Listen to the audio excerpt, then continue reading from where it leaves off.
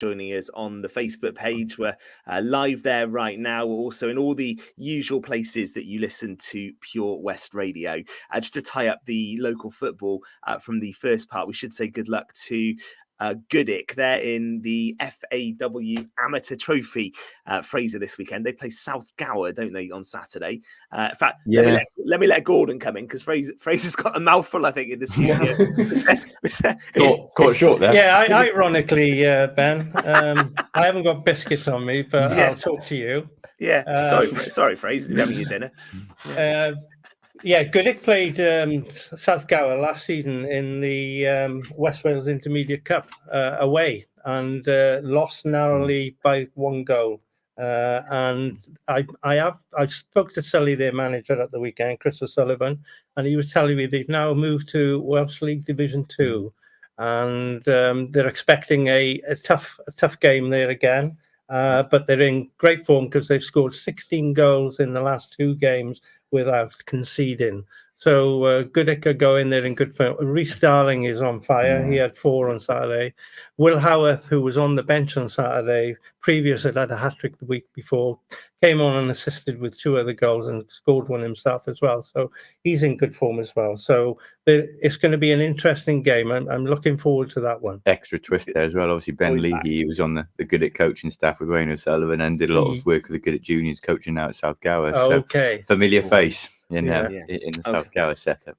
Yeah, and we'll look back on that on the show, of course, next Monday. But let's talk rugby now and reflect on that amazing night for Wales in Lyon, beating Australia. Of course, it was a phenomenal match. Wales 40, Australia 6. We were hoping that Ceri would be with us. I don't know if she's lost in Paris, but we'll see. Certainly lost in France. Yeah, I'll see whether we can get her at some point. But it was a great night, Fraser, and I think made all the more special really by the fact that expectations going into the tournament were actually quite low, weren't they? Oh, absolutely. It's been a wretched Six Nations, been a wretched year. Let's be honest, even the build up to the World Cup. The performance against Fiji, Wales got over the line, got 5 points, but the final quarter didn't convince. And you thought at the time when they let Fiji back in, looking like no bonus points, going to 2 in the last 5 minutes, it could be a pivotal few minutes, and then the struggle against Portugal. Look, credit's where it's due. I called out bring back Gatland. I'm still not convinced it was the right call, and I think it made no financial sense given the economic climate the WRU finds itself in. But last night he completely outcoached Eddie Jones, and it was everything that Wales haven't been, to be honest, in this last year. It was clinical, it was methodical. Australia at 6s and 7s is the poorest Australian World Cup team I've seen. We can't get away from that, but to put them away 40 points to 6 was beyond all expectations. We'll talk about the Gatland impact in just a sec, but Gordon, just on the game, I know we spoke off air and I said to you, is that one of Wales' greatest ever World Cup performances? What was your answer? Well, the first ever World Cup, Wales beat Australia in the 3rd and 4th playoff. Paul Thorburn kicking from the touchline that we spoke before. Obviously, that finishing 3rd in the World Cup is magnificent. But yeah, it's on a par with everything that's gone on with Welsh rugby, as Fraser has just endorsed. It's been a terrible year. And Gatland has come along, and to be fair, there's been all sorts of issues going on. But he said, "Judge me on this World Cup." He did say that. Judge me on the World Cup. And to be fair, we're the first team to qualify, and that's magnificent. To be fair, but what struck me on yesterday's game was when we lost Dan Biggar. I think it was only 10, 12 minutes on the clock. He's such an influential part of our team. I thought it would have been difficult for Wales to function properly without him there. But I have to give Anscombe full credit. Absolutely faultless. He was absolutely superb. He kicked superbly, got his line moving, and it was a great result. But I didn't see the margin of victory by that. For biggest ever, it's a record margin as well. Fraser, we said expectations going into the tournament were pretty low, and they were. But you were saying that actually you did feel a bit confident, not necessarily expecting a margin of victory like that, but just because the position Australia were in coming into it. And so I was driving home yesterday, and I was in the car for quite a long time, and I heard a lot of the Eddie Jones press conference and some of the build up around the Australia camp, and you did think that their focus just doesn't seem there. They're not playing well. They're being asked all sorts of questions Eddie Jones doesn't really want to answer. Did you just think this is, if there's ever going to be an opportunity to beat Australia in a World Cup, it's this one. Oh, absolutely. I mean, Wales actually did do it 4 years ago, and what was a colossal game. I mean, a much better Australian side, but I haven't watched Australia against Fiji in particular. Yes, I did feel Wales would win yet last night, but I thought of a margin maybe 3 to 7 points. To be honest with you, I never envisaged that. Australia at 6s and 7s. They've thrown a very, very young team in. That's all I will say. Eddie Jones has axed Quade Cooper and Michael Hooper, which is not like him to upset the apple cart for a World Cup. And they're probably looking, and you know, you don't get time in international rugby anymore, just like Premiership football, as we discussed. They're probably looking more towards the next World Cup in 4 years' time on home soil with the age group that they seem to have picked. But they were still at 6s and 7s. You know, I thought they completely disintegrated last night. And I thought Wales were actually in for a tough second half, and instead it was complete one-way traffic. So, yeah, I mean, the saving grace, Ben, you're right there, as negative as it seemed going in, was that Wales's draw was favourable. You know, the group was favourable. Right. You know, Fiji are a good side, but you take playing them. Australia have been 6s and 7s, and now potential quarterfinal draw against Argentina, who have not pulled up any trees so far. So you're potentially looking at a semi-final. Yeah, well, let's not get too far ahead, though. And I think there has been a call. I think Jonathan Humphrey said, like, you know, Georgia beat Wales not so long ago, so let's get over that one first. But you feel the momentum from yesterday will carry Wales through this group stage. We tend to work in extremes in this country. Ben, a couple of weeks ago, we shouldn't even bother going to the World Cup. We've woken up this morning talking about winning the damn thing. So, typical. Someone who may have an opinion on that is with us now, Ben. If you're happy for me to bring Ceri. Yeah, let's bring Ceri in from France if we can, and I think hopefully she knows that she's going to be joining us live. So hope she's not had. I was just about to say, Ceri, I know you can hear us. You're going to be joining us live on air. So out of bed, is she? Hopefully she's not had too many red wines in Paris. Lost in France, Ceri. It's all good to join us. Hi, Ceri. How are you? I'm good. How are you? Very good, thank you. Well, we've just been talking about it. You were there last night. How was it? I'm shattered. I'm absolutely exhausted. I think we left the stadium about 2 a.m. So, yeah, absolutely exhausted. But what a night. One of the best nights I've had involved in rugby. So yeah, I just couldn't believe the scoreline. I was chatting to fans in the build up, and a lot of people predicted a close game. Nobody saw 40 points coming. So yeah, unbelievable. It still hasn't quite sunk in yet. Talk us through the mood then, Ceri. What was it like in the stadium? What was the reaction from the Welsh fans at the final whistle? It was a fantastic build-up, you know, Wallabies fans and Wales fans together in Lyon. Everybody got on great. It was really, really good banter. And then inside the stadium, it was mostly Welsh fans. And whenever Eddie Jones popped up on the big screen, massive boos. So it kind of felt like we were at the Principality. It felt like a home game, 55,000 in there. And we just couldn't believe what we were seeing. You know, everybody on the press desk was like, is this happening? You know, we all expected a nail-biting, game. And, you know, because it was do or die for Australia pretty much, you know, lose that and they're pretty much going to go home in the pool stages for the first time in their history. And I spoke to some Australians in the hotel this morning and they said it's the darkest day in Australian rugby. Great day for us.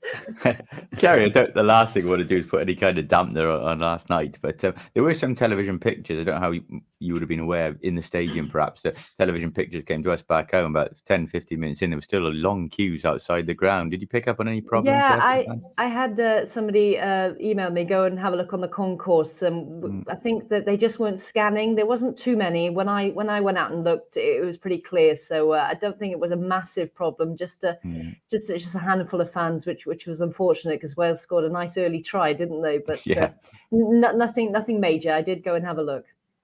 That's good to hear. I'm quite interested to know about Eddie Jones as well. Ceri, he does set himself up to be the panto villain, doesn't he? I love Eddie Jones. Yeah. I'm sorry if that's controversial, but gosh, it's great. Sport needs characters, doesn't it? And I've had a great week listening to Eddie Jones, and we got to speak to him after the match yesterday. And he's a very clever man. He knows that he makes it all about him, and he does this a lot, doesn't he? Puts all the heat on him. He's controversial, says outrageous things like he has no doubt Australia will win, you know, and takes the heat off the players. But he was a very small man. He is quite a small man physically, but he was very small coming into the press conference yesterday. And the first thing he did, even before he took a question, was apologise to Australian rugby. That's the first thing he said. And a few of the journalists tried to corner him with the Japan interview. And he's like, I don't know what you're talking about, mate. And he just kept, and the more times people kept asking, he did threaten to excuse himself. But he was very, very humble in defeat. I asked him, if he'd shook Warren Gatland's hand because, the two go way back. And and he said, I've spoken to Warren. No plans for dinner together yesterday evening. But he was very humble in defeat. And a lot of people are asking now about his future. And he says he's committed to Australian rugby. And, if they do get rid of him, the Lions tour is in 2 years. Where else do they go? So it's he's got a young side. And he had hoped that the experiment would have come to fruition for the World Cup. But they're going to need more time. So it's strange you should say that, Ceri. I mean, we were talking about Warren Gatland when he came back, as if, is he going to sort Wales out? Is it going to happen? And he said, "Judge me on this World Cup." And we all know the history behind all the players that left and all the contracts and everything else that was happening. To be fair, Wales have come with a game plan that is really working.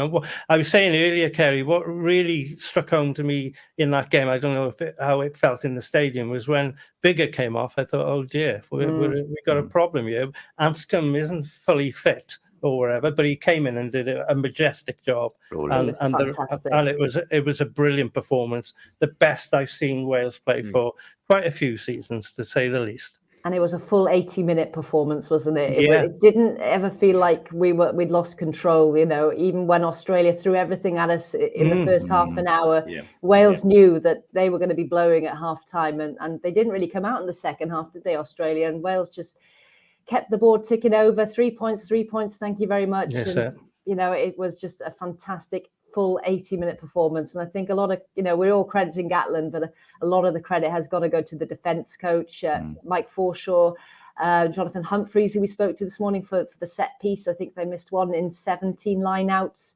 You get your set piece right, you're away. And Wales. What about our own JT? Was he there? Yeah, he was there. Yeah. He was there. I've spoken to him this week. I said, reclaim you as what a nice guy he is. He's been all over Facebook this morning, actually. Oh, right, okay. Yeah, guys, it's interesting actually. Let's just talk a bit about Gatland and the reaction when he did come back. And I sometimes think outside of Wales, rugby fans maybe don't realise how seriously good Warren Gatland is. Because obviously I lived in Wales through the Gatland's first spell. You guys all know your rugby brilliantly. I would have loved him to have got the England job when he came back to Wales. So when you reappointed him, I was thinking that's a seriously good appointment. He's one of the best going. And did we see that again last night? And have we also seen? Gordon, you mentioned this off air, just the environment that he creates as well. He gets the players fit and he gets them playing for him as well.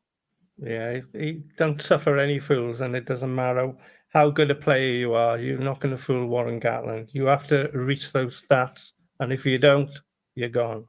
Simple as that, because he's got high standards. And he knows how to get the best out of his players as well. We spoke to Liam Williams this week, and he said, Gats just used to completely blank me, just walk past me, after I've had a good game. I knew I'd played well. And then the next week he played well. And then he would speak to him and say, I knew you'd play well this week if I ignored you. So he knows how to deal with each play. He knows which ones to put his arm around. He knows which ones to rile up. So, he made a massively bold statement before this World Cup. He said, expect something special from Wales, and he's not often wrong, is he? All right, there's a few other things we need to touch on from the weekend in the World Cup, but how far can Wales go? Well, we're looking at hotels. You don't want to come home, Ceri. We know that. Yeah, please don't bring me home. No, we fancy them to beat what we think will be Argentina. And a lot of the boys here are calling a Wales-England third place playoff. Okay, that's not a bad shout, actually. Yeah. A lot of people are calling that. Ceri, tell us a bit about the whole tournament as a whole, and the experience you're having. Obviously, you're ground hopping, you're going from city to city. You have these international tournaments now, and there's certain factors going on in the world, cost of living crisis and so on. And if you wonder if fans are going to flock over, but from the television footage we're seeing back home, it seems as much colour and as much fanfare as normal. It looks fantastic out there. It's been fantastic. Just looking at the date now, I think this is my 25th day being out here, and Wales are based in Versailles, which we've just arrived back at. The players are back here this evening, and it's just, France have really embraced it, especially down the south. Bordeaux, Lyon, and Nice were just fantastic, and it's just so wonderful. This is my first men's Rugby World Cup, and it's just been wonderful to be a part of it, and the boys are enjoying it as well. For a lot of them, this is their first World Cup, and you see them out and about town, and they do have quite a bit of freedom in you see them on the little electric scooters whizzing through town, and it's just a fantastic experience. And all the press are together, and you're making friends for life. It's fantastic. Yeah, it's a unique experience, Ceri, and you're experiencing it now. But rugby family, there's nothing better. It doesn't matter where you are in the world, you will always have a drink and a chat with your opposing opposition or whoever it is. I think it's a great sport. Socially, it's the best. Absolutely, 100% agree. And I met a few boys from St David's RFC of all places in Leon over the weekend. Yeah. Billy Clark and George are out there. Yeah. Saw a few of them. Excellent stuff. What about elsewhere this weekend? Ireland beating South Africa. Colossal. So my sister-in-law is Irish. She's getting excited after that win. Small team called England had a decent win over Chile as well. What do we make of those? What do we think? Are Ireland the real deal as well? Yeah, they are the real deal. Definitely so strong.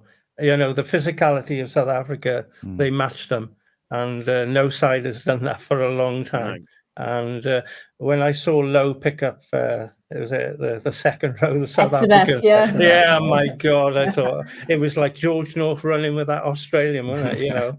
And that just says volumes. And I mean, they are the serious contenders for this year's World Cup. They really are. The Irish are strong in every department, and they're playing good rugby as well. So, they're going to be there or thereabouts, in my opinion, anyway. Yeah, I've got South Africa in the sweepstake, and I really wish they had a decent goal kicker.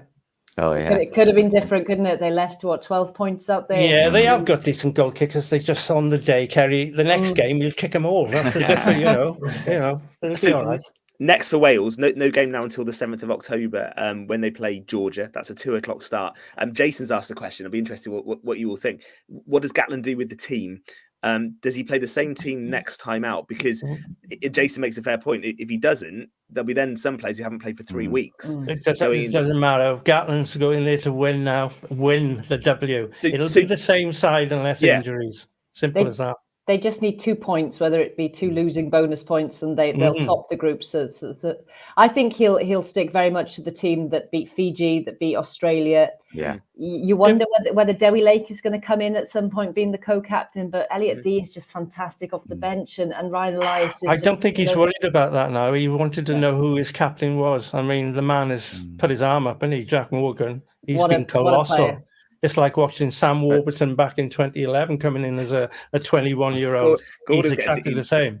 I think we're late and have to learn as well from that Portugal game. It's not just been Wales, we saw it with France and Uruguay. These so-called lesser nations are not weak sides anymore. No. Their organisation, their structure and their fitness is so much better. We saw that with Portugal, made 12, 13 changes. Yeah. We gave a really disjointed, disrupted performance. So I can't see him making consistency in it. That's what I don't think Dan Biggar will play. He said, looking at a couple of weeks out, with he's got like a pulled chest muscle. So probably see Anscombe again. Ceri, what's been the journalist reaction out there to the referee? And obviously, been huge debate and talking point about the amount of stoppages, the amount of times we're going to the video, red cards being given in certain games, not necessarily in others, and so on. The Tom Curry one for England stands out, which perhaps didn't fall in line with other decisions in the tournament. How are you guys coping with that? It must be a logistical nightmare when you're reporting on it, surely. Yeah, a lot of us thought the Tom Curry one was harsh.